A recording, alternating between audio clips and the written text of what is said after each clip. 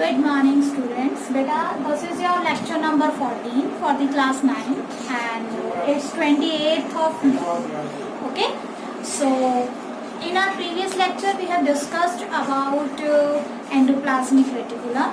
Then we move towards Golgi apparatus. Okay. And today I am going to explain you two cell organelles that are your lysosomes and vacuoles. I hope you all are grasping everything whatever I am giving you, ठीक है ना, through online classes. But beyond that, if you are feeling any uncomfort, you can ask me.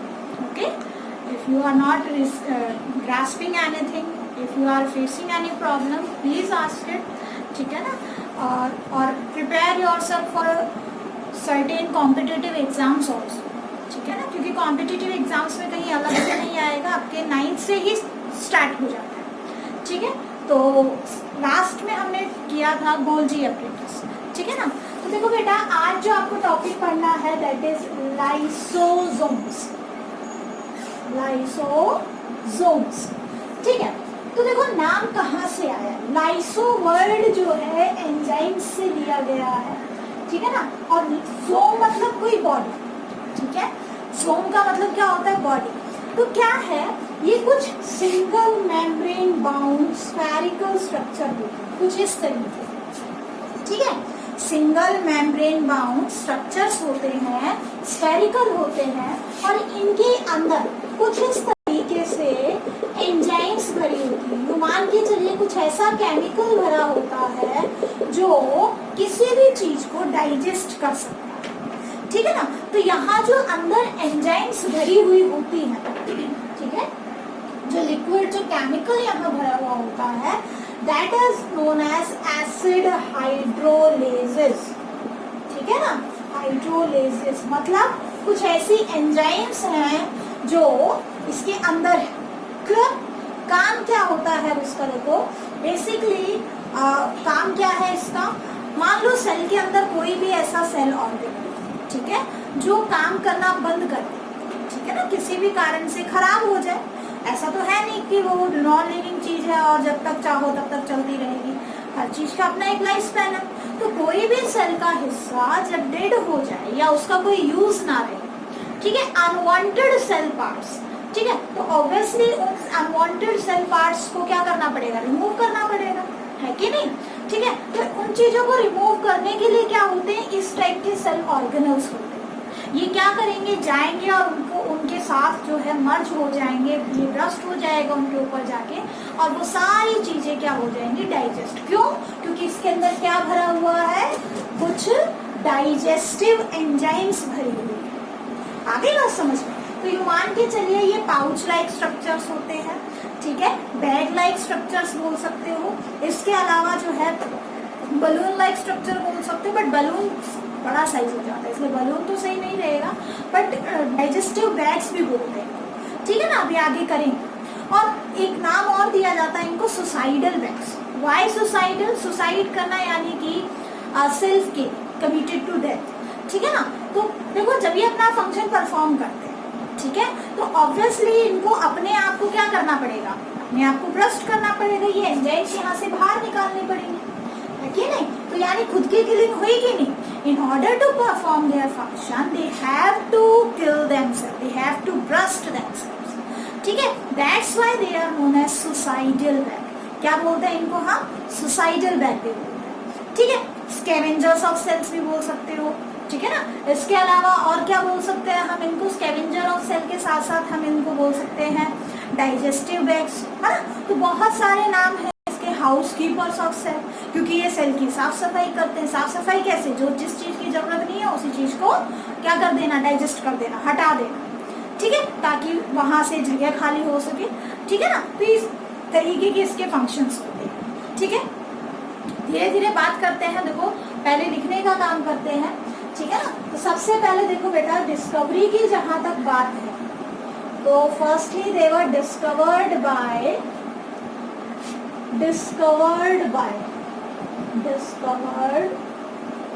Bye D due. ठीक है, D due नाम के scientist थे जिन्होंने इसकी डिस्कवरी की थी. ठीक है The term lysosome was also proposed by D.D. Lysosome जो term है that was also given by D.D. ठीक है, आगे बात समझ में इस he also proposed the term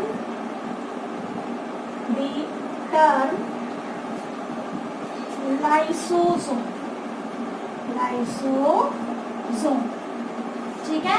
इसके अलावा देखो और क्या याद रखना है अब आपने, they are single membrane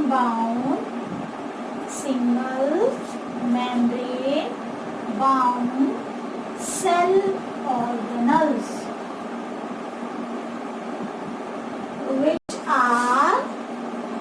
which are generally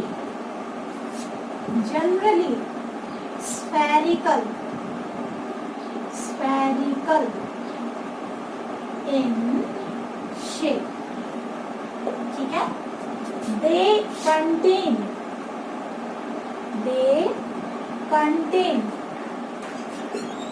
some digestive enzymes, ठीक है, known as, क्या बोलते हैं कलेक्टिवली उनको क्या कहा जाता है, एसिड हाइड्रोलेसिस। समझ में आ गई बात, इनमें कुछ डाइजेस्टिव एंजाइम्स होती हैं जिनको हम एसिड हाइड्रोलेसिस कहेंगे, क्लियर, ठीक है।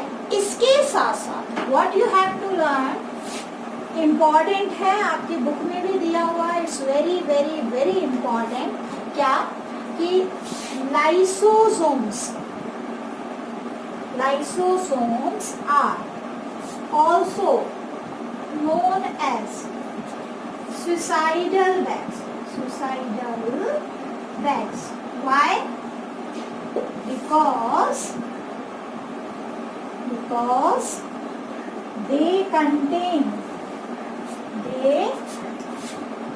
they rust themselves in order to perform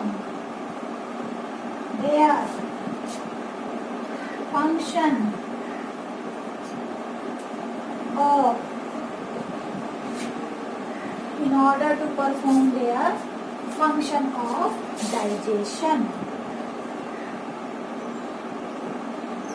Sometime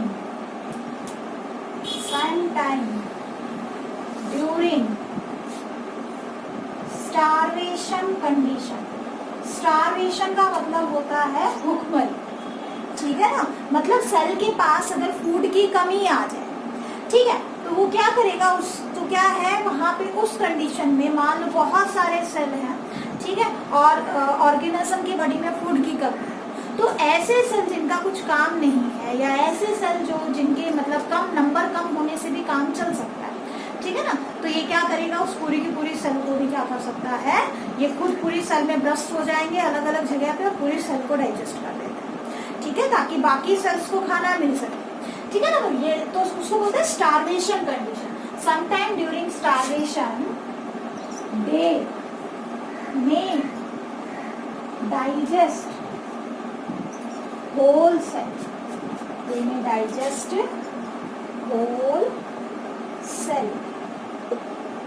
ठीक है, ये पूरे के पूरे सेल को डाइजेस्ट कर सकते हैं, इसीलिए क्या कहा इनको, सुसाइडल बैग कहा जाता है, क्लियर, ठीक है ना। They are also lysosomes are also known as, क्या बोलते हैं, digestive bags. Why? Because they contain digestive enzymes,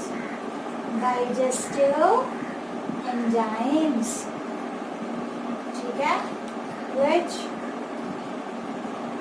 can digest certain unwanted या unwanted छोड़, they can बस they contain digestive enzymes, right ही बता, ठीक है, they contain digestive enzymes, और इन digestive enzymes को हम क्या बोलते हैं, acid hydrolases कहा जाता है, ठीक है, सिंगल मेम्ब्रेन बाउंड होते हैं। तो एक बार इसका स्क्रीनशॉट ले लो।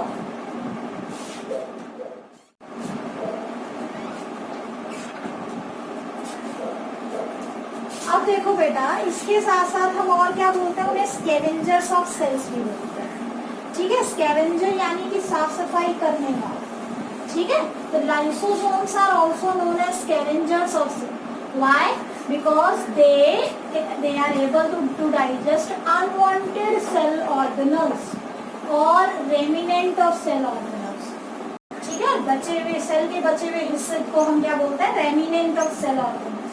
आगे बात समझ में, तो अनवांटेड सेल ऑर्गेनल्स को ये क्या कर सकते हैं, डाइजेस्ट कर सकते हैं, क्लियर, ठीक है। तो देखो, lysosomes are also known as scavengers of cell, scavengers of cell or housekeepers of cell, housekeepers of cell. Why? Because they digest unwanted cell organelles or their parts, तो साफ सफाई का भी काम भी करते हैं, ठीक है ना। तो ये चीज आपको याद रखनी है, इसके अलग अलग नाम कौन कौन से हैं, ठीक है। शेप हमने बताई दी है, जनरली स्फेरिकल शेप होती है, ठीक है। अब देखो बात करते हैं टाइप्स ऑफ लाइसोसोम, ठीक है ना, टाइप्स ऑफ लाइसोसोम्स,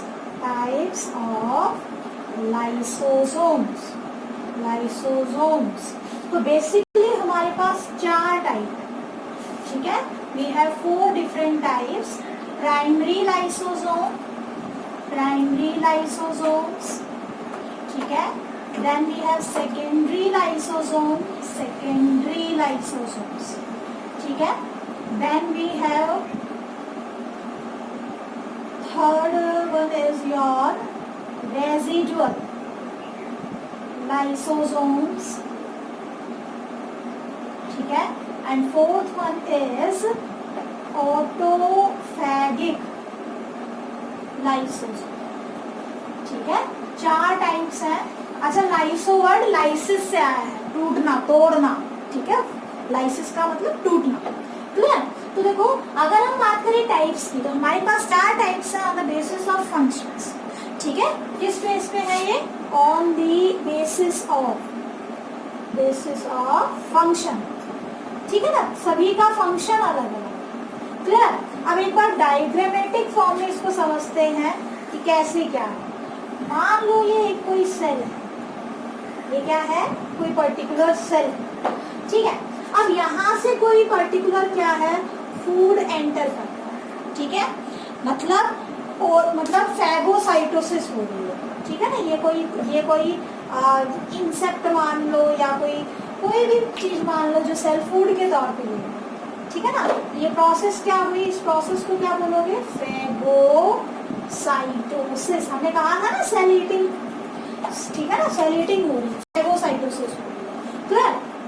अब देखो क्या है, मान लो ये न्यूक्लियस, ठीक है, ये क्या है, न्यूक्लियस, क्लियर। अब यहाँ पे क्या है, बहुत सारे एंडोप्लाज्मिक रेटिकुलम है, ठीक है ना। न्यूक्लियस डबल मेम्ब्रेन रखता है इस तरीके से, कुछ इस तरीके से, ठीक है ना। और यहाँ से endoplasmic reticulum, what we are discussing, क्या है ये न्यूक्लियस, ठीक है ना। न्यूक्लियस के चारों तरफ ये क्या है आरईआर है, रफ एंडोप्लाज्मिक रेटिकुलम, ठीक है। और रफ एंडोप्लाज्मिक रेटिकुलम के बाद यहाँ से देखो वेसिकल्स बने, ठीक है। वेसिकल्स आपको बताए थे, ठीक। तो यहाँ पे क्या है पाउच लाइक स्ट्रक्चर है, वेसिकल्स, आगे बात समझ में। और ये जो वेसिकल्स आरईआर से निकल रहे हैं, ठीक है, ये जाके किसके साथ फ्यूज हो गए, ये जाके आरईआर के एससीआर के साथ फ्यूज हो गए, ठीक। ये चीजें हम कल कर चुके हैं। आरईआर से कोई चीज बनी, वेसिकल्स में पैक हुई, जाके किसके साथ फ्यूज हो गई, एससीआर के साथ। एससीआर से कोई चीज बनी, वेसिकल्स में पैक हुई और कहाँ चली गई, गोल्जी अपरेटस में फ्यूज हो गई, ठीक है। अब गोल्जी अपरेटस से क्या बना, एक और वेसिकल बना और उस वेसिकल्स में क्या भरी हुई है, कुछ इस तरीके की एंजाइम्स बनी हुई। आगे बात समझ में, कुछ ऐसी एंजाइम्स भरी हुई है, क्लियर। तो देखो ऐसी एंजाइम, ऐसे स्ट्रक्चर को जो लाइसोसोम से बना है, ठीक है, किससे बना है, सॉरी जो किससे बना है, गोल्जी अपरेटस से बना है। और इसके अंदर क्या भरा हुआ है, इसके अंदर एसिड हाइड्रोलेसिस भरे हुए, ठीक है ना, एसिड हाइड्रोलेसिस भरे हुए। आगे बात समझ में। तो देखो गोल्जी अपरेटस से सबसे पहले बनने वाला लाइसोसोम क्या कहलाएगा, प्राइमरी लाइसोसोम। क्या कहोगे उसे, प्राइमरी लाइसोसोम, क्लियर, ठीक है। अब क्या है, इधर से देखो क्या हो गई, फैगोसाइटोसिस हुई। मान लो कोई अनवांटेड जो है बैक्टीरिया सेल में एंटर कर गया, या सेल ने अपना फूड जो है वो लिया है, ठीक है। बाहर से कोई भी फूड, इंसेक्ट, कुछ भी सेल ने एंगल्फ किया, सेल ईटिंग हुई, ठीक है। तो देखो यहाँ पे ये जो स्ट्रक्चर बना है, ये आपका इंसेक्ट हो सकता है, कोई भी फूड पार्टिकल हो सकता है, सॉलिड फूड पार्टिकल, ठीक है, वो इसके अंदर भरा हुआ है, ठीक है। तो यहाँ से वो सेल के अंदर एंटर हुआ है, सेल ने एनगल्फिंग की, सेल ने निगला किसी चीज को, फूड पार्टिकल को, और ये जो स्ट्रक्चर बना है यहाँ पे, वेसिकल हैविंग फूड पार्टिकल, उसको क्या बोलते हैं, फूड वैक्यूल कह सकते हो या फैगोसोम कह सकते हो, ठीक है। अब क्या है देखो, जब प्राइमरी लाइसोसोम बनता है तो उसमें जो एंजाइम्स होती हैं वो इनएक्टिव फॉर्म में होती है। कैसी होती है, इनएक्टिव फॉर्म में होती है। लेकिन जैसे ही प्राइमरी लाइसोसोम फूड वैक्यूल के साथ क्या होता है, फ्यूज होता है, तो अब उसके अंदर क्या हो गया, अब जो है ये एंजाइम्स एक्टिवेट हो जाती हैं, ठीक है। और अब ये जो स्ट्रक्चर बना है, बड़ा स्ट्रक्चर जो बना है, इसको क्या बोलेंगे हम, सेकेंडरी लाइसोसोम। क्या बोलोगे, सेकेंडरी लाइसोसोम, ठीक है। अब सेकेंडरी लाइसोसोम के अंदर देखो फूड भी है और लाइसोसोमल एंजाइम्स भी है, वो एंजाइम्स एक्टिव फॉर्म में, क्लियर। तो अब क्या होगा, ये एंजाइम्स इस फूड को डाइजेस्ट कर देंगे, और ये फूड को डाइजेस्ट करेंगी तो whatever that has been digested is absorbed by the cell. अब जो भी चीज डाइजेस्ट हुई है, फूड जब डाइजेस्ट हुआ, ऑब्वियसली वो जो भी चीजें सेल को चाहिए वो क्या करेगा, एब्सॉर्ब करेगा। लेकिन जिन चीजों की जरूरत सेल को नहीं है, ठीक है, they will remain inside the lysosomal wall, है ना, वो इसके अंदर रह जाएंगे। तो ये जो ग्रीन से दिखाया है, ये क्या है, अनवांटेड वेस्ट है, जिसकी सेल को जरूरत नहीं थी, ठीक है ना। तो ये क्या कहलाएगा, ऐसा लाइसोसोम जिसमें अनवांटेड वेस्ट होता है, यानी कि lysosome left with unwanted waste, ठीक है, उसको क्या कहा जाएगा, रेजिडुअल लाइसोसोम। क्या कहोगे उसको, रेजिडुअल लाइसोसोम। तो ऑब्वियसली जिस चीज की सेल को जरूरत नहीं है, इट विल अंडरगो एक्सोसाइटोसिस, उसको सेल बाहर वॉमिट आउट कर देगा, ठीक है। तो अब ये यहाँ से ऐसे मूव करके जाएगा और प्लाज्मा मेम्ब्रेन ऑफ सेल से फ्यूज करेगा ताकि अनवांटेड चीज एक्सपेल आउट हो जाए, ठीक है। तो ये एक्सोसाइटोसिस प्रोसेस होगा। तो इस पूरे प्रोसेस में हमने 3 टाइप पढ़े, कौन कौन सी, प्राइमरी लाइसोसोम यानी कि फर्स्ट फॉर्म्ड लाइसोसोम, उसके बाद जब प्राइमरी लाइसोसोम फूड वैक्यूल के साथ फ्यूज हो जाता है तो जो स्ट्रक्चर बनता है उसको कहेंगे सेकेंडरी लाइसोसोम, ठीक है। Now the lysosome left with unwanted waste is known as residual lysosome which will undergo exocytosis, clear, ठीक है। तो एक बार इसका स्क्रीनशॉट ले लो ताकि रिटर्न में एक बार करवा दे। ये डायग्रामेटिक व्यू है, ठीक है। आप इसको रिटर्न में करवा देते हैं आपको एक बार।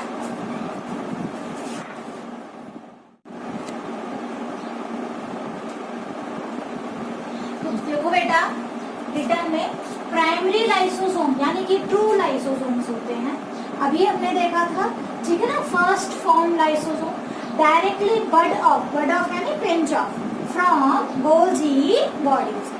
तो आपसे कोई पूछ ले कि लाइसोसोम कहाँ से बनते हैं, गोल्जी बॉडी से बनते हैं, ठीक है। इसके अलावा they contain hydrolytic enzymes but these are not in active state, active नहीं होती है, इनएक्टिव स्टेट में होती है, ठीक है। सेकेंडरी लाइसोसोम क्या होगा, when primary lysosome fuses with food vacuole, ठीक है ना। तो फूड वैक्यूल के साथ फ्यूज होने के बाद क्या बनाएगा, दे फॉर्म सेकेंडरी लाइसोसोम, ठीक है ना। Here enzymes become active to digest the food. और अब जब सेकेंडरी लाइसोसोम बनेगा तो एंजाइम्स क्या हो जाती हैं, एक्टिव हो जाती है। आगे बात समझ में, ठीक है। अब residual lysosome left with unwanted waste are said to be residual lysosome which undergoes exocytosis। अभी हमने किया था कि ऐसा लाइसोसोम जिसमें अनवांटेड वेस्ट बच गया उसको क्या कहेंगे, रेसिडुअल लाइसोसोम। आगे बात समझ में, ठीक है ना। अब देखो ऑटोफेगिक लाइसोसोम, यहाँ से भी कई बार क्वेश्चन आ जाता है। देखो These become functional, इस टाइप के जो लाइसोसोम्स हैं वो फंक्शनल कब होते हैं, eight the time of starvation. Starvation का मतलब बताया था भूखमरी, ठीक है। जब सेल के अंदर क्या हो जाए, फूड की कमी आ जाए, भूखमरी जिसको कह सकते हो, है ना। तो उस टाइम पे क्या होगा, सेल को खाना चाहिए और सेल के पास कोई सोर्स तो है नहीं, ठीक है। तो उसके लाइसोसोम्स इस टाइप के ऑटोफेगिक लाइसोसोम्स एक्टिवेट हो जाते हैं और वो उसके सेल ऑर्गेनल्स को किल करने लगते हैं और कई बार तो वो पूरी की पूरी सेल लाइसिस कर देते हैं, पूरी पूरी सेल को खत्म कर देते हैं, ठीक है, ताकि बाकी के सेल्स को खाना मिल सके, ठीक है, या बाकी के सेल ऑर्गेनल्स को खाना मिल सके। दूसरा है और कब एक्टिवेट हो जाए, मेटामॉर्फोसिस के टाइम। क्या होता है मेटामॉर्फोसिस, देखो जब लार्वल स्टेज से अडल्ट स्टेज आती है। लार्वल स्टेज क्या, देखो जब हमारी डेवलपमेंट होती है तो कुछ ऐसे ऑर्गेनिज्म होते हैं जिनमें लार्वा बनता है, ठीक है। जैसे मान लो ये जाइगोट बना, जाइगोट से फिर मल्टी सेलुलर स्ट्रक्चर बना लार्वा, जैसे फ्रॉग का लार्वा की बात करें तो टेडपोल लार्वा हो गया, ठीक है ना। और उसके बाद जो है इस तरीके से फ्रॉग की फॉर्मेशन हो गई, ठीक है, ये फ्रॉग की फॉर्मेशन हो गई। आगे बात समझिए। तो देखो तीनों ही स्ट्रक्चर में डिफरेंस है। ये एक सेल का बना हुआ है, ये क्या हो गया, ये टेडपोल लार्वा हो गया, ठीक है। टेडपोल लार्वा किसका होता है, फ्रॉग का होता है। और ये क्या हो गया, अडल्ट फ्रॉग हो गया, ये क्या हो गया, अडल्ट है, ठीक है ना। तो देखो इनके स्ट्रक्चर में चेंज आया है, ठीक है। यहाँ से इसको, इसकी जो टेल है, अब ये टेल को डाइजेस्ट कौन करेगा, ठीक है ना। तो ऑब्वियसली जब लार्वल स्टेज से अडल्ट स्टेज में ट्रांसफॉर्मेशन होती है, डेवलपमेंट होता है, तो बहुत सारे सेल ऑर्गेनल्स हैं जो डीजनरेट करते हैं, ठीक है ना। तो ऑब्वियसली वो जो चेंज आता है मॉर्फोलॉजी के अंदर, आउटर लुक के अंदर, ठीक है ना, वो चेंज क्या कहलाता है, मेटामॉर्फोसिस। जैसे मान लो हमारे हाथ की उंगलियां हैं, ये कोई ऐसे थोड़ी ना बनी है, पहले पूरा हाथ बना है, उसके बाद फिर जो है इस तरीके का ये बीच का हिस्सा डाइजेस्ट कर दिया गया, ठीक है, हमारी डेवलपमेंट के दौरान, तब हमारी बॉडी में इस टाइप की शेप आई। तो कहने का मतलब जब, हालांकि हमारे अंदर लार्वल स्टेज नहीं है, बट कहने का मतलब मेटामॉर्फोसिस के टाइम पे, ठीक है ना, क्या होता है, इस टाइप से कुछ आपसे पूछा जाए, इस टाइप के लाइसोसोम्स जो है वो एक्टिवेट हो जाते हैं, वो पर्टिकुलर सेल्स को डाइजेस्ट करते हैं, ठीक है ना। तो they become active functional at the time of starvation और metamorphosis and involve in digestion of either whole cell, या तो कंप्लीट सेल को डाइजेस्ट करेंगे, और some of unwanted cell organelles. आगे बात समझ में, ठीक है। तो ये तो बात थी देखो लाइसोसोम्स के टाइप्स की, ठीक है ना। एक बार इसका आप लोग स्क्रीनशॉट ले लीजिए ताकि आगे प्रोसीड करें। Last is functions of cellular, sorry functions of lysosome, ठीक है। तो क्या क्या फंक्शंस होते हैं एक बार और देख लेते हैं। हालांकि हमने देख लिया है कि ये डाइजेस्टिव बैग्स कहलाते हैं, इनको सुसाइडल बैग्स कहते हैं। काम क्या होता है, सेल के अंदर डाइजेशन करना है या सेल के बाहर डाइजेशन करना है, तो इसका डाइजेस्टिव एंजाइम्स होते हैं, ठीक है ना, बेसिकली डाइजेशन के लिए होता है। मेटामॉर्फोसिस के टाइम पे ये क्या हो रहा है, हेल्पफुल है। ठीक है, तो इस तरीके से इसके कई फंक्शन है। तो write down functions of lysosomes, functions of lysosomes, functions of lysosomes, functions of lysosomes। तो पहला, they contain digestive enzymes and hence involved in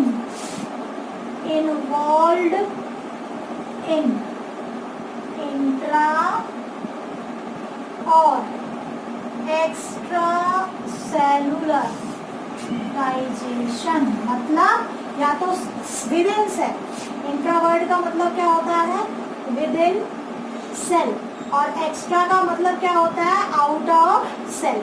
या तो सेल के अंदर डाइजेशन शो कर रहा है या सेल से बाहर डाइजेशन शो कर रहा है।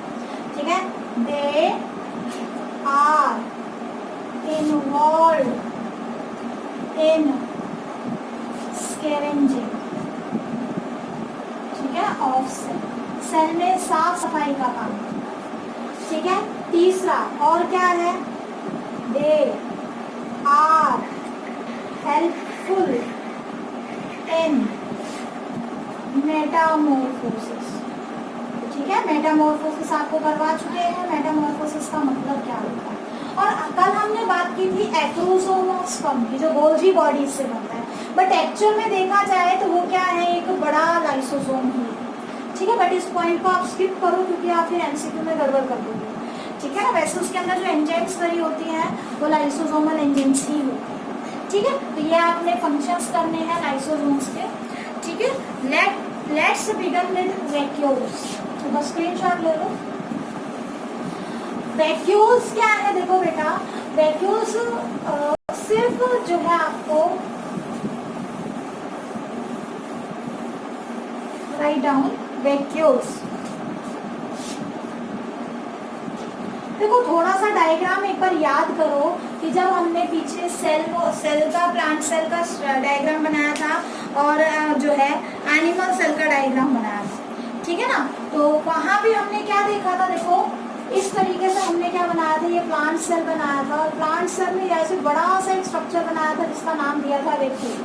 ठीक है, ऐसे ही हमने एनिमल सेल में छोटे छोटे स्ट्रक्चर्स बनाए थे जिनको नाम दिया था वैक्यूल्स। तो वैक्यूल्स होते क्या है, ठीक है ना, तो देखो ये क्या होते हैं, these are non cytoplasmic areas present inside the cytoplasm. ठीक है, क्या होता है, these are non cytoplasmic areas present inside cytoplasm। ठीक है, these are known cytoplasmic area present inside the cytoplasm and bounded by single membrane। Clear? ठीक है, तो देखो मान लो ये आपका सेल है और सेल में क्या है, इस तरीके से कोई ऑर्गेनल है जिसके चारों तरफ जो मेम्ब्रेन है वो मेम्ब्रेन तो क्या है, लिविंग है, मेम्ब्रेन तो क्या है, लिविंग है। ठीक है, बट इसके अंदर जो भरा हुआ है वो क्या है, नॉन लिविंग सब्सटेंस है। कैसा सब्सटेंस है, नॉन लिविंग सब्सटेंस। तो सिंगल मेम्ब्रेन बाउंड स्ट्रक्चर होता है जिसके अंदर क्या भरा हुआ होता है, नॉन लिविंग सब्सटेंस भरा होता है। आगे बात समझ में, बनते कहाँ से हैं, they are formed by pinching off from the RER।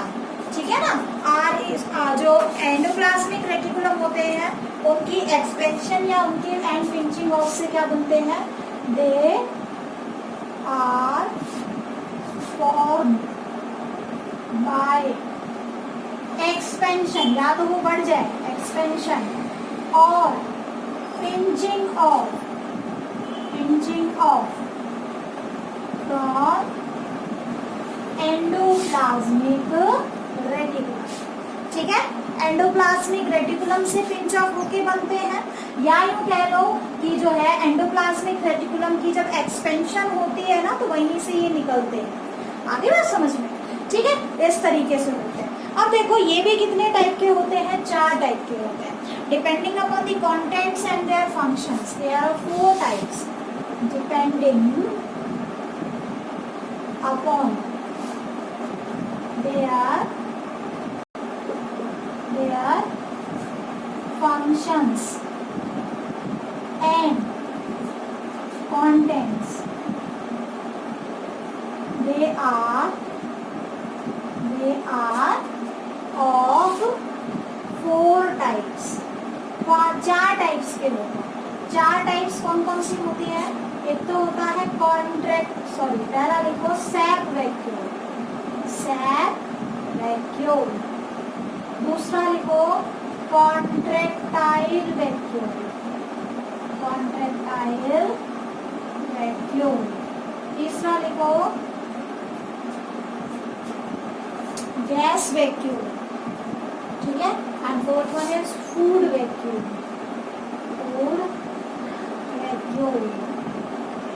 Fourth one is gas vacuum. आगे बात समझ में? तो अभी 1 बाय 1 हम सारे टाइप के वैक्यूम पढ़ेंगे। ठीक है, यहाँ से जो क्वेश्चन आता है वो आपको बता देंगे किस टाइप का क्वेश्चन आता है। एक बार इसका स्क्रीनशॉट ले लो।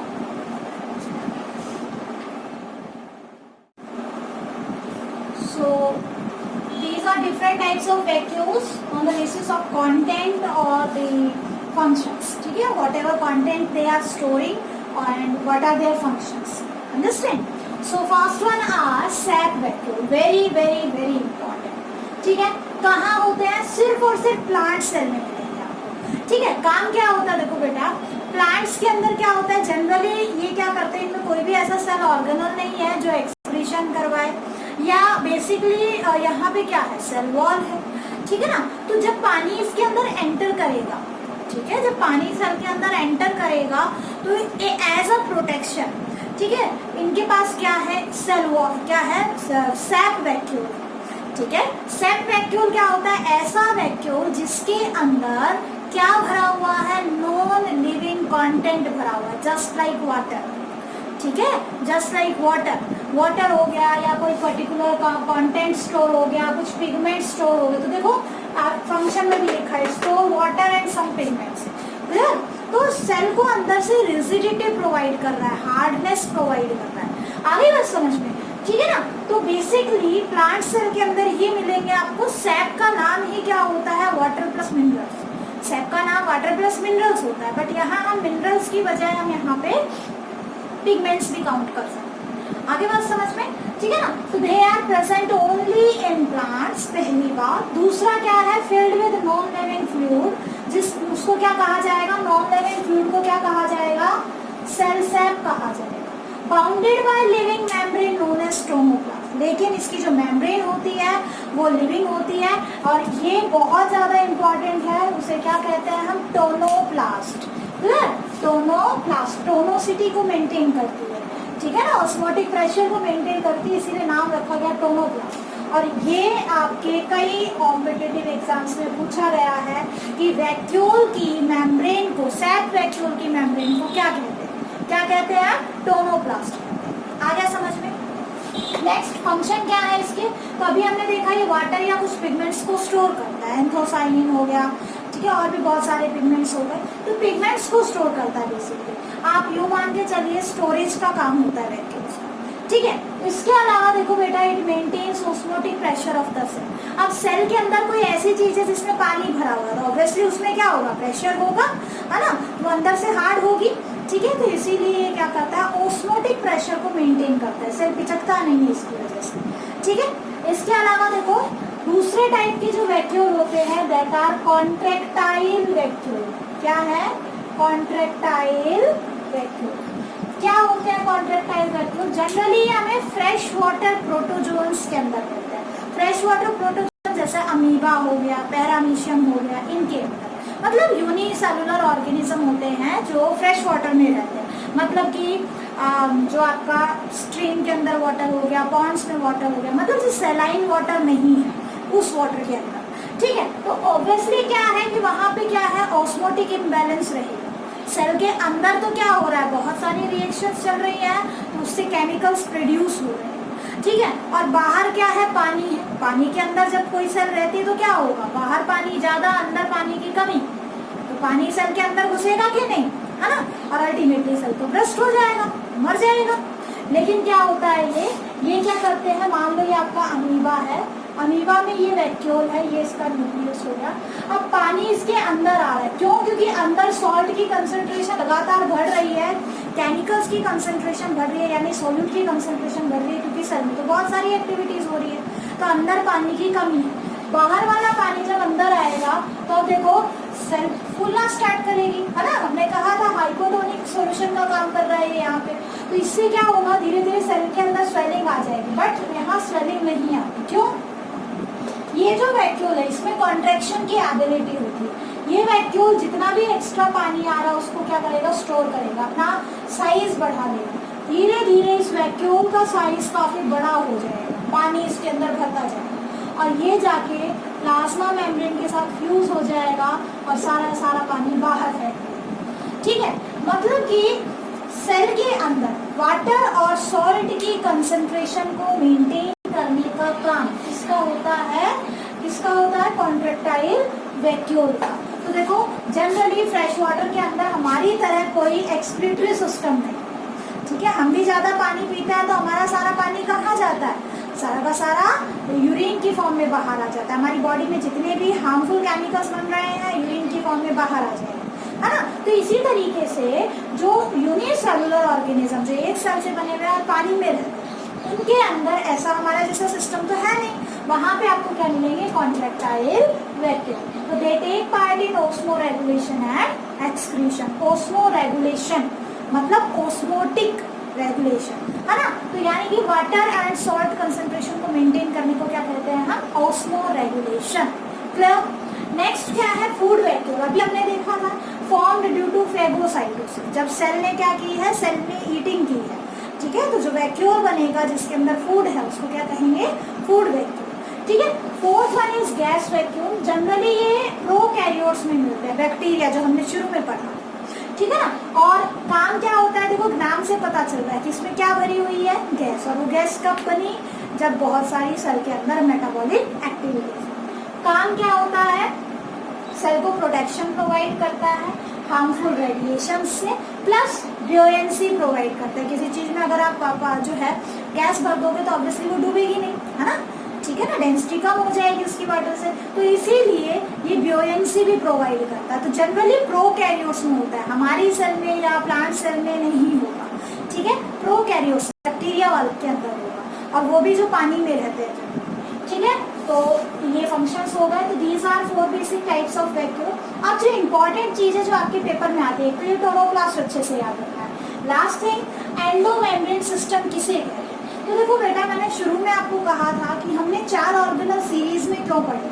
पहले पढ़ा एंडोप्लाज्मिक रेटिकुलम, फिर पढ़ा गोल्जी बॉडीज, फिर पढ़ा हमने लाइसोसोम्स और वैक्यूल्स। ये चारों क्यों पढ़े, क्योंकि इनसे एंडोमेम्ब्रेन सिस्टम बन रहा है, ठीक है। मतलब सेल के अंदर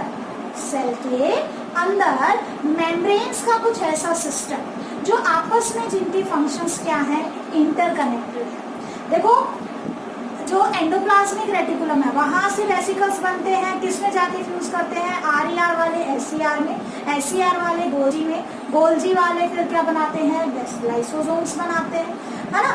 तो और लाइसोसोम से ही क्या मतलब लाइसोसोम के अलावा हमारे पास और क्या बन रहा है, गोल्जी से वैक्यूल्स भी बन रहे हैं। तो ऐसे cell organelles, membrane bound cell organelles जिनका फंक्शन कोऑर्डिनेटेड है, मतलब एक दूसरे से इंटरकनेक्टेड है, उसको क्या कहा जाता है, पूरे सिस्टम को endomembrane system. So system of membrane bound cell organelle, सारे के सारे मेम्ब्रेन बाउंड है और सिंगल मेम्ब्रेन बाउंड है, whose functions are coordinated, ठीक है। दैट इज कौन कौन से क्वेश्चन पूछा जाता है, which of the following is not a part of endomembrane system. तो आपने याद रखना है एंडोमेम्ब्रेन सिस्टम में कौन कौन से सेल ऑर्गेनल आएंगे, endoplasmic reticulum, Golgi apparatus, lysosome and vesicles. Clear? ठीक है, तो यहाँ तक कर लीजिए। This was all about today's lecture. Next class में we will discuss about semi autonomous cell organelle, जिसमें हम माइटोकॉन्ड्रिया एंड क्लोरोप्लास्ट प्लास्टर्स की बात करेंगे, और एक लेक्चर आपका रहेगा राइबोसोम्स और सेंट्रियोल्स के लिए। ठीक है, बस 3 ही दिन की क्लास बची, उसके बाद आपका चैप्टर कंप्लीट हो जाएगा। जैसे ही चैप्टर कंप्लीट होगा I will provide you assignments, 4 से 5 असाइनमेंट्स देंगे आपको एमसीक्यू सॉल्व करने के लिए। ठीक है,